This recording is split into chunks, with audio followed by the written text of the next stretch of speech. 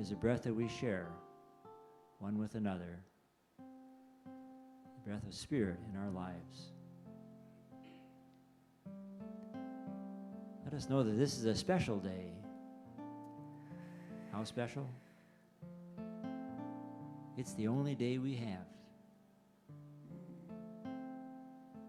So let us relax now. Release our cares and concerns of the day. You can pick them up later if you need to, but they may be all gone.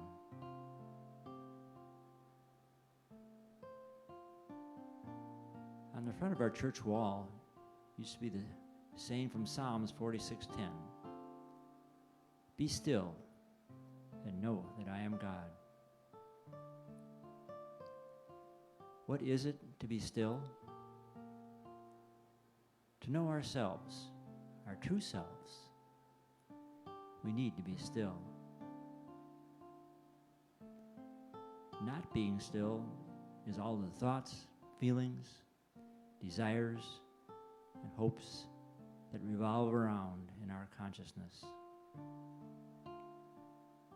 To be still, not made still, not forced, but willingly let go, so that our connection with God, with the source of all, may become clear. This knowing cannot be sought after, cannot be bought or bargained for. It comes and goes unbidden as the wind. We may have it if we are still.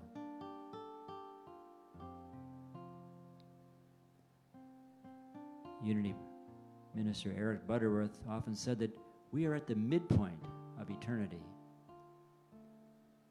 Challenging observation. Our knowing of this will lead us to live life differently from a higher point of view. The writer in one of our Lenten books articles suggested we reimagine ourselves as eternal. A fine thought, but can that thought be a realization during our time here in the silence? Is this the truth of our divinity, that we have no beginning and no end? And can that notion inform every action, every breath, and every smile that we make? Our time of meditation can give us a glimpse of the timeless nature of our reality, to know that the only time is now, that ever-present reality of this moment. To realize this, we are so grateful, and for all the thoughts and ideas that we have, may they come to know in the stillness inside of us. And so it is. Amen.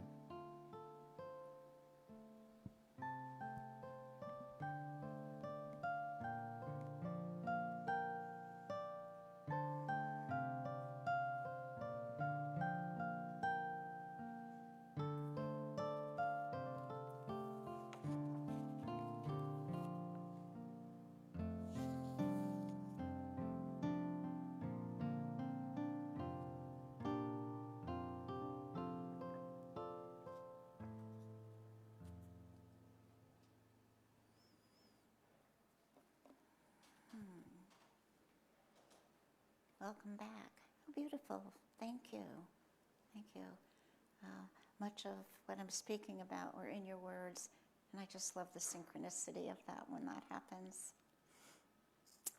So today I'm starting a three-part series on the art of contemplation, and today I will do an intro into contemplation, and then what you've heard me speak about a lot lately is the pause, and that stillness, and then next week will be the pivot, and then the following week will be the merge. So I would invite you to be here for all 3 weeks, because otherwise you miss part of it. It was really, really difficult in 34 pages to write 14 words. I mean, it's so difficult. So once again, my mind is, because this is such an amazing concept of doing a book study with it, and we'll see how you guys feel at the end of 3 weeks, and you can let me know, and because I'm more than willing to do it, because it's just, in fact, I had Renee, for those of you who know Renee, before she moved to Tennessee and had the nerve to leave us, and we still haven't forgiven her, but we love her.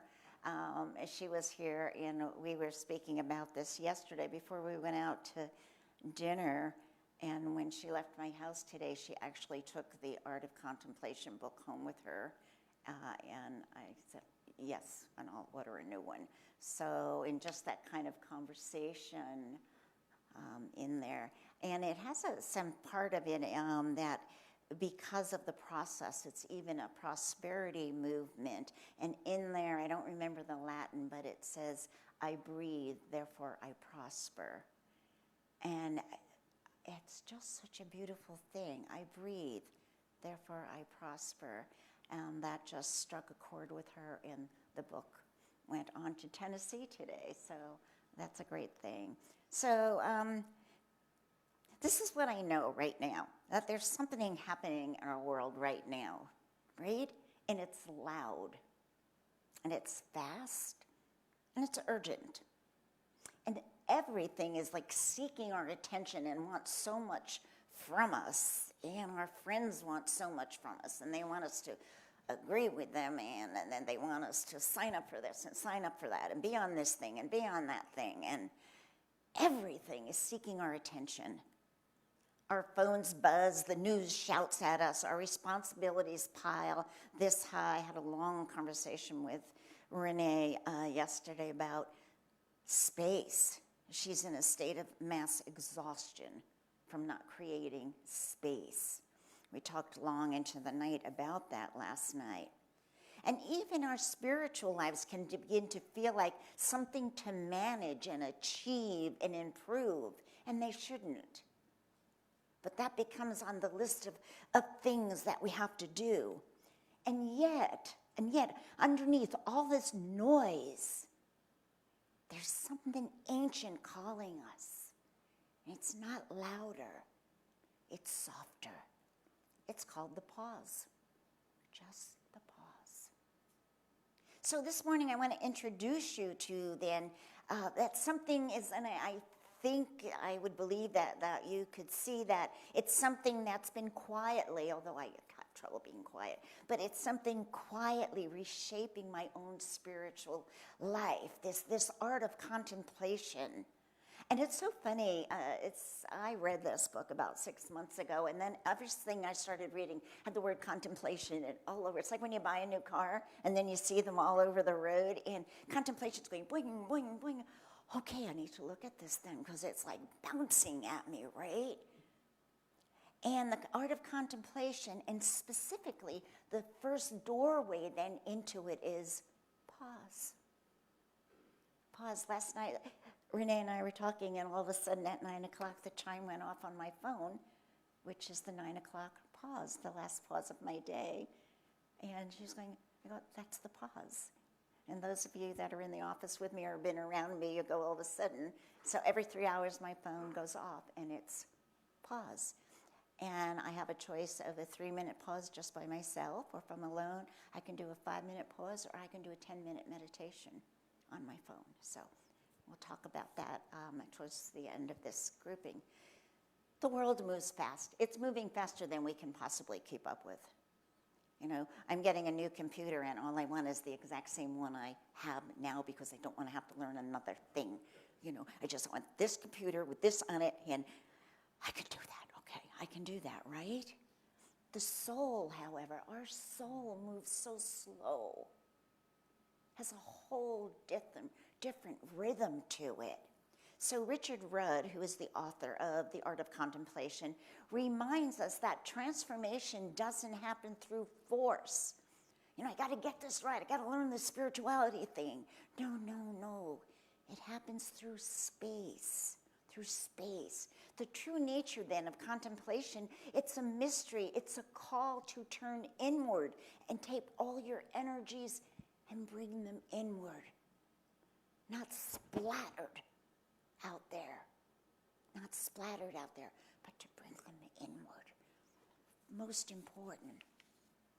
So what contemplation is, according to the Rudd sense, as we call it, it's not thinking about something to reach a conclusion. So we have this challenge and we go, oh my God, what do I do? And then we go with it and we're thinking, how do I change this? What do I do? And we make ourselves crazy, right? Because we're trying to fix something, right? So the art of contemplation is not thinking about something to reach a conclusion. Because over time, it reveals layers and layers and layers of depth, and your system begins to soften. An embodiment way of knowing insight arises when the nervous system softens. How many times do you try to think of something, and I can't get it, right? And then at 3 o'clock in the morning, it goes boing. Somebody could call one of you and say, I figured it out at 3 o'clock in the morning. That would be so fun. Yes, so there's a gentle inner listening then within us, less meaning. It's ripening in its own time. So as we're in the pause and allowing ourselves space, as we're in that pause, I was thinking about it yesterday morning. I had to run to the grocery store because I had to buy fruit and good things for Renee, and I was laughing at, or not even laughing, more pleased with me because that lady with the coupons in front of you that you'll get annoyed with, and like, okay, I'll just give you $1, please move on. And I just paused instead. I just paused, right? I just said, God love her, just God love her, And that's the difference. See, it's not that we have to, when do I pause? Do I pause here? Do I pause there? When do I pause? No, just when there's an opportunity. Pause. Allow that moment to be, right? Right? So there's this gentle inner listening. So what we plant into the soil or the mind of contemplation then, we shall reap it in the harvest of action, which is the last thing of this merge, because merge obviously says action, right? So we pause, and then from that, and I'm not going to go into it too much today, you have an insight. It's that, oh yes, oh my God, I get it, right? But then that's where we tend to stop. Once you get it, then what is it? Move your feet. God doesn't move your feet. You've got to move your feet yourself, you see, right? So contemplation is an art. It is the art of contemplation, right? And because it's an art, it's something you can learn. You can learn this. But paradoxically, it's about unlearning. Oh, there she goes. Because we must move out of and unlearn from our intelligent mind into our understanding that opens pathways of awareness inside of us. So everything, it's really amazing in this whole art of contemplation is about forgetting everything you know. And that's good because I don't know that much anyhow, so it's working very well for me. I like it, right? But forgetting what we're thinking about, you look at the word of contemplation and you go, oh my God, I got to contemplate. No, you got to pause. Just got to pause. So contemplation then engages the power of your mind in a very proactive way. The big things it brings together, and this, I love this, the left brain techniques with the right brain leaps of an amazing, and when your left brain and your right brain start working together instead of separate entities, oh my God, everything opens up. It's like amazing. It's like totally amazing, right? And contemplation then creates clarity because you're just musing. You're just musing. You're just letting things, you're just musing with things and ideas. And all of a sudden, a week later, 2 weeks later, a month later, it doesn't matter. It's that, oh, I got it. I got it. So you have to start thinking about yourself then and the purpose of your life, right? What is the purpose of my life? What really is the purpose of my life? And I'm glad to say I'm on the right path, so at least that's a good thing. But look how long it took me to get here. Oh my God. Just think about the kids who are in Sunday school right now, that they're learning now their self-worth and how valuable they are. And oh my God, right? And then we have Tom and we have Leanne who grew up in this, and their children grew up in. Oh my God, right? Such a blessing that you had that. Absolutely, right? And there's no right or wrong in learning to contemplate or to taking a pause or any of it. Just is. Can you allow yourself to just be? Just be. And as you move deeper and deeper into contemplation, it moves deeper and deeper into you, right? It clears the mind. Think about, well, we can think about that, especially the back door. Think about a real dirty window, and then you get that hot soapy thing in the rag, and you clean it all right, and then you dry it and swish it and thing, and everything becomes clear and bright, right? It's the same with contemplation. It's a gentle path, and all of a sudden the clarity is like, whoa, this is great. And the easiest place to begin this is in your mind. You're doing it right now. In your mind, you're taking this in and you're contemplating, I wonder if there's some merit in what she's saying. Or something else, or like, where's she going now with this? But whatever, it's all okay, right? So you're using your mind. We use our minds then to process and to contemplate what you're thinking about. But long before Richard Rudd, long before modern contemplation teachers, there were mystics who knew this truly. The psalmist wrote, right? Be still, know that I am God. Be still and know I'm God. And Aristotle says to us, the ultimate value of life depends upon awareness of the power of contemplation rather than upon mere survival. So many people are just surviving. They're just surviving. They're doing the same old, and the same old, right? The ultimate value, Aristotle tells us, life depends upon the awareness and the power of contemplation rather than upon the mere survival. And our own Charles Fillmore says, silence is the great harmonizer. Silence, right? Silence harmonizes our nervous system, just brings our blood pressure down. It just, right? It harmonizes our emotions, our thinking. Silence returns us to the Christ mind, which is why we light the Christ candle every week, to bring us back into that space, into that center place. So to contemplate, we slow down, become still, and start with the pause. The pause. And from there we pivot, which we'll talk about next week, and then from there we merge, and we'll talk about that 2 weeks from now. So what does pausing do then? So pausing relates to the mind, right? And pivoting is about our emotions, and then, of course, merging our physical body. We have to move our feet, treat and move our feet. So the theme about pausing then, it's creating space inside our life, not escaping life. It's that constant, you see it constantly opening up, opening up, opening up. So you have all of this space, and you're just like letting everything flow into you in stillness, right? And the purpose of it is to interpret the not interpret. I usually love it when I just cannot get the word out of my mouth I want to say. So that we stop being urgent. Okay, that's what I'm trying to say. So I know it's, and don't you say it has anything to do with age.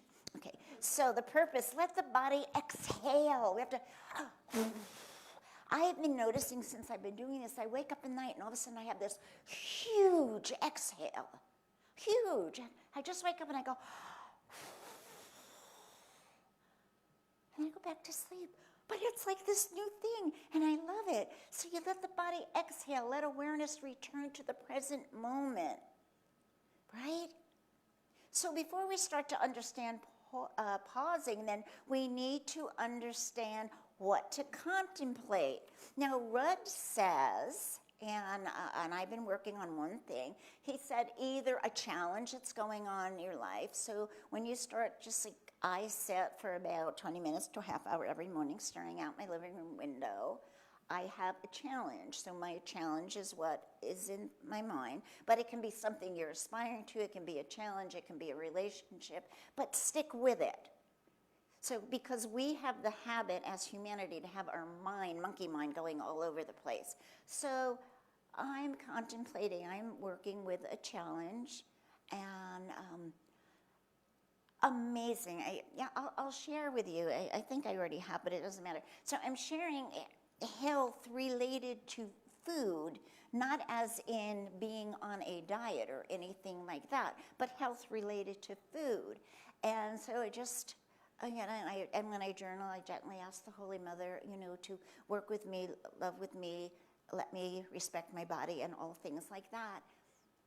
And then last week, now I've been doing this for about 4 months. Last week, I read or something about that we have to stop using food for a pacifier.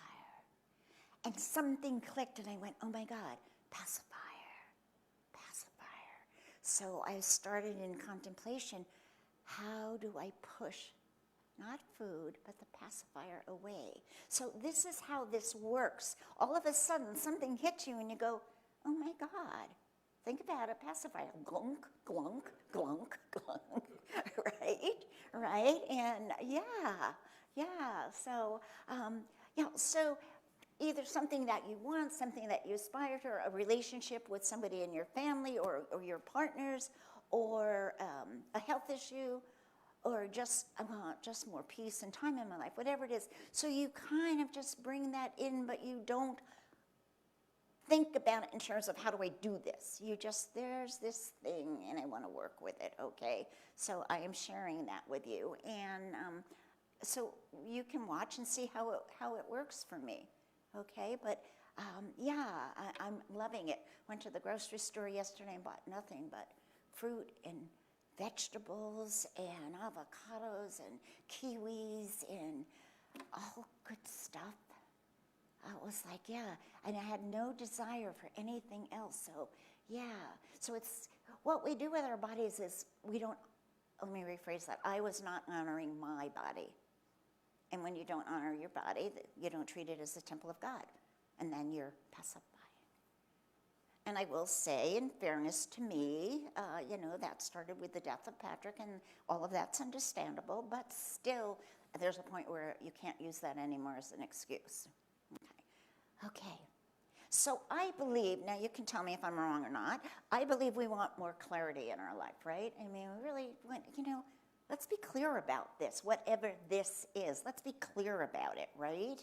So by diffusing challenges with the contemplation, you begin a process that's allowing you to have time to be still, right?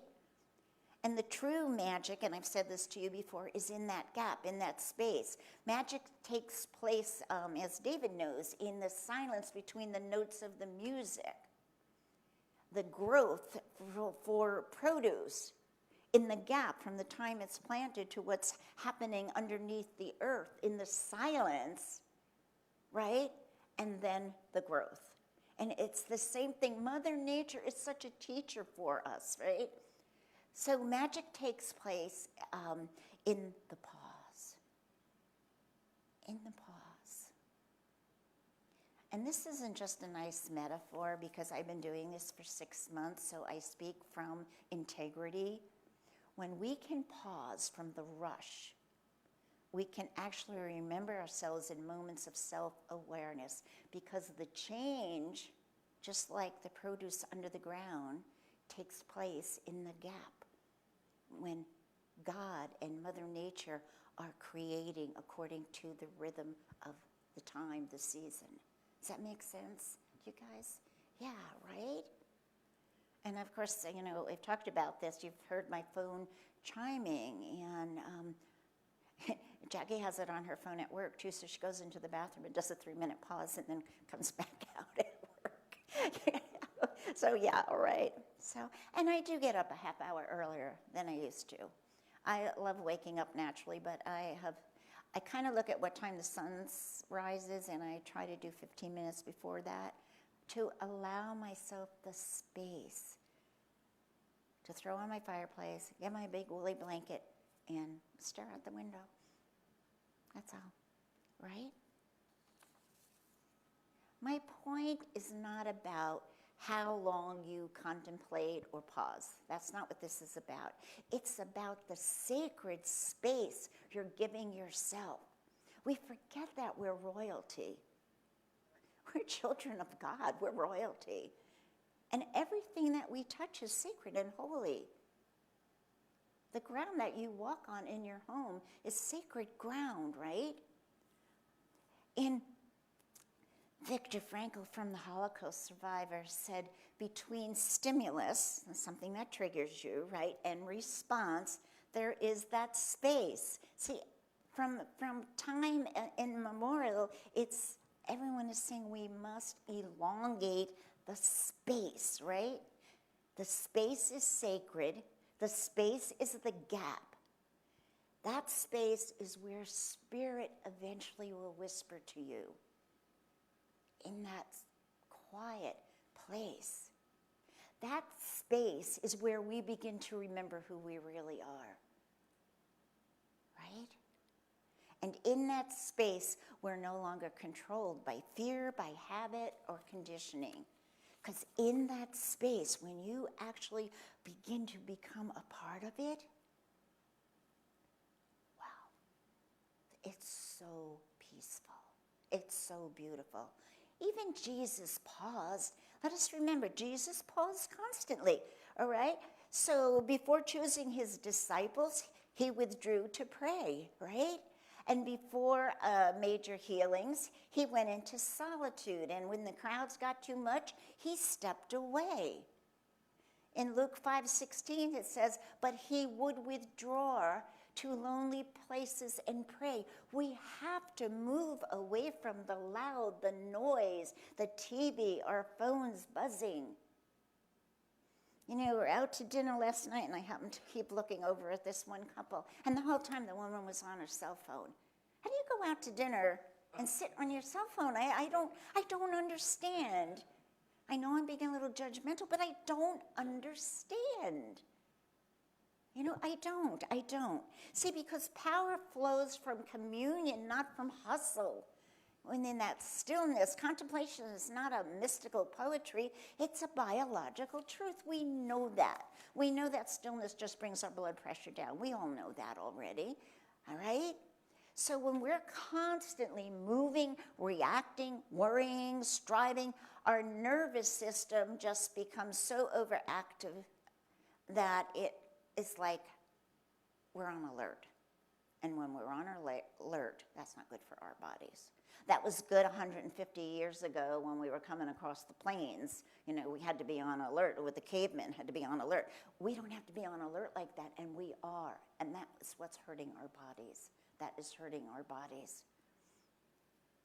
So also with the pause, there's something called insight. Well, does that make sense? Because through the pause, you have all of a sudden, whenever that happens, insight, right?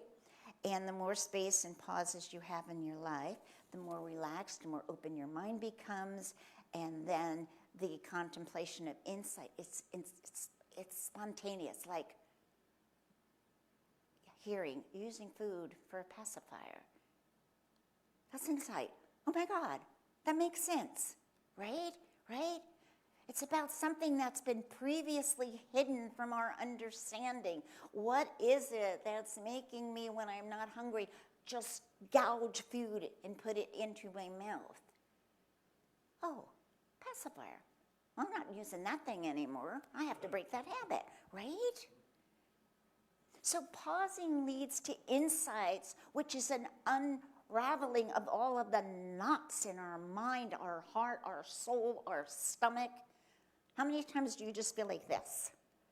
I know I have. And it's normal, but it's not normal all the time. Things happen in our life and they hit us and right? We're like a deer with headlights. And that's normal, but all the time it's not normal, right? This is why pauses are so important in your life. And when we don't pause, we repeat old patterns. We fix instead of feel. We push instead of trust, right? What am I feeling? What is mine to do? And what is not? And the most simple answer of all is nothing. What is yours to do right now is nothing. Just pause. Just be. Sometimes the most spiritual act is not doing anything. That is the most spiritual act, right? The pause opens your heart. Compassion arises. When we slow down, we get to know ourselves, right?